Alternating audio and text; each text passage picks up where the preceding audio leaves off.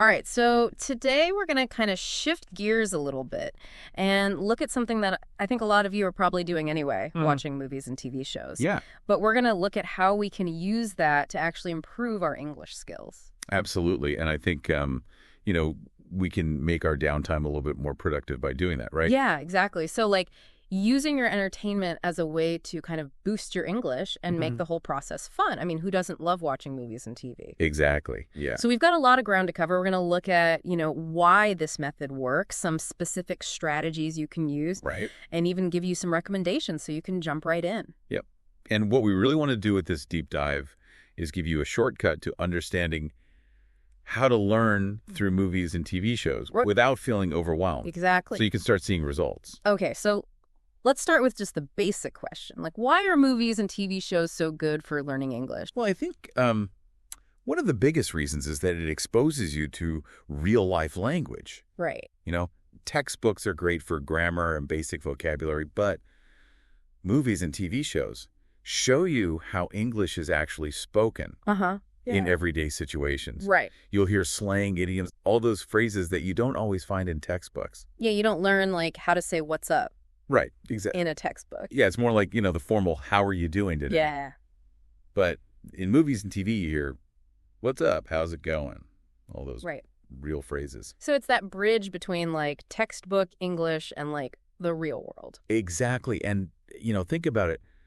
Our brains are wired to remember stories. Okay. When you learn a new word attached to a character or a scene, it just sticks better. Yeah, that makes sense. It creates a stronger memory. And speaking of sticking, it seems like it would also help with your listening skills. Absolutely. Training your ear to understand native speakers at their natural pace is crucial. Yeah, because they're not going to slow down for you No, they're not. in a movie.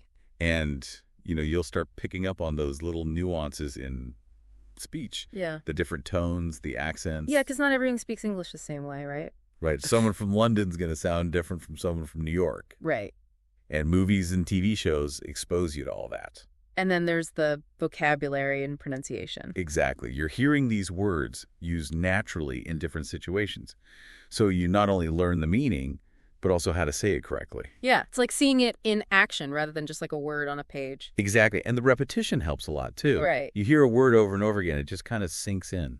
And it's not just about the words themselves, right? You're also picking up on cultural stuff. Oh, absolutely. Language and culture go hand in hand. Right. Movies and TV shows give you a glimpse into those cultural references, the humor, the traditions, all that stuff. Yeah, like you might not learn about like certain holidays Right. or customs from a textbook. Exactly. Yeah. And understanding these nuances really adds to your overall comprehension of the language. Yeah. Yeah, it gives you a deeper understanding.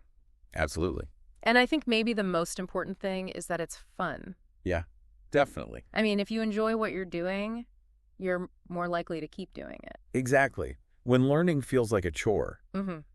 it's hard to stay motivated. Right. But when you're entertained, the learning becomes almost effortless. Yeah, it's not a chore to watch your favorite show. Exactly. Okay, so we've covered the why. Now let's get practical. Like, how can people actually use this to learn? All right, so let's start with subtitles. Okay. Now, how you use subtitles can depend on your level. All right. If you're a beginner, using subtitles in your native language can be helpful just to get the general gist of what's going on. Yeah, because otherwise you might feel completely lost. Exactly. So that provides like a basic understanding. Yeah, and then as you get more comfortable, you can switch to English subtitles. Okay. This helps you connect the spoken words with the written form.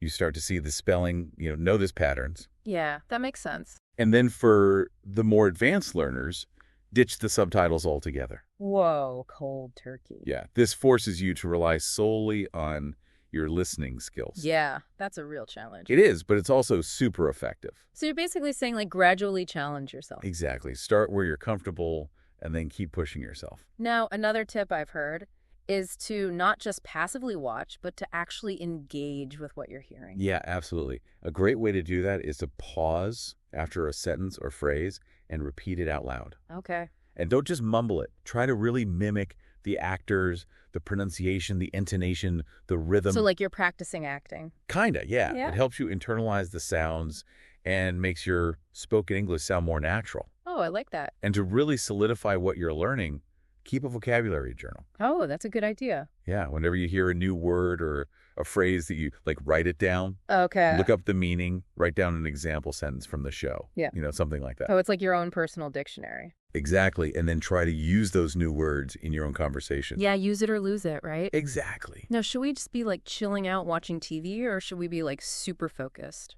Well, it's good to enjoy yourself, but if you're serious about learning, it helps to watch with a purpose. Okay. So maybe set a goal before you start watching. Okay. Like, I'm going to try to understand all the idioms in this episode, or I'm going to focus on the pronunciation of a certain sound. So it's about being intentional. Exactly. Now, what about rewatching shows that we've already seen? That could be super beneficial, actually.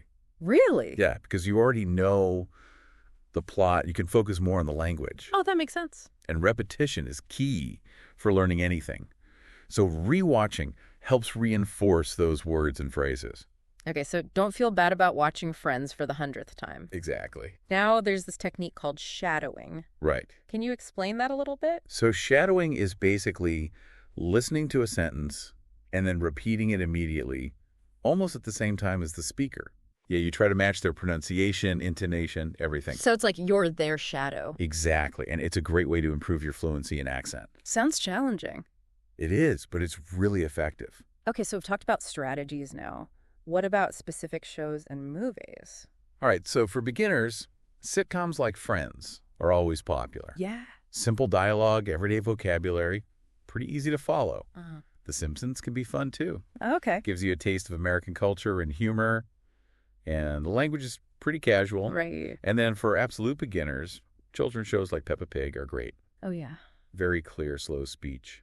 Simple vocabulary. Exactly. Okay, so what about once you've kind of moved past that beginner stage? For intermediate learners, How I Met Your Mother is a good one. Okay. It's got a good mix of informal and more complex language. Uh-huh. The Harry Potter movies can be fun, too. Yeah? You get exposed to British English and some fantasy vocabulary. Well, that's cool. And The Office is great for workplace lingo and learning how to understand sarcasm.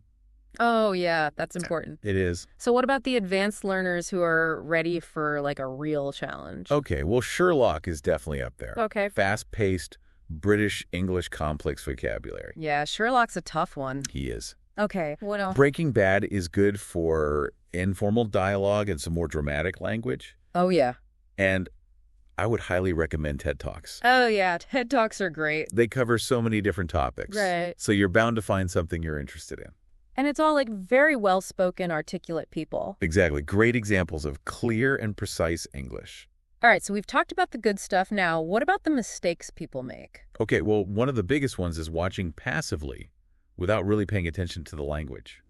Right, like just having it on in the background. Exactly. You're not going to absorb much that way. Yeah, you got to be active. You do. What else? Relying on subtitles for too long. Oh, yeah. They're a good tool, but you got to wean yourself off eventually. Right, like training wheels. Exactly. Okay. And another mistake is ignoring pronunciation and intonation. Pay attention to how native speakers stress words and the melody of their speech. Yeah, the ups and downs. Exactly. It's not just about the words themselves, but how they're said. Okay. And finally, can you kind of box yourself in by only watching one type of content? Yes, definitely try to diversify your viewing habits. Okay. Watch different genres shows with different accents, different speaking styles. So branch out. Yeah, it'll give you broader exposure to the language. Okay, so to wrap things up, for everyone listening, learning English through movies and TV shows is a fun and effective way to improve. Absolutely. But you got to be active. Yeah. Engage with what you're watching. Use subtitles, strategically focus on pronunciation, and explore a variety of content. Exactly. And don't be afraid to experiment. Right. See what works best for you. Try different things. Yeah, have fun with it. And on that note, I want you to think about this. When you understand the humor, the cultural references, the little things that aren't explicitly said in a movie or TV show, you get a much deeper connection with the language and the culture. That's a great point. It's not just about the words, it's about understanding the people and their stories. Absolutely. Thanks for joining us for this deep dive. It was a pleasure. Until next time, keep learning and keep watching. And keep practicing. Bye, everyone. See you next time.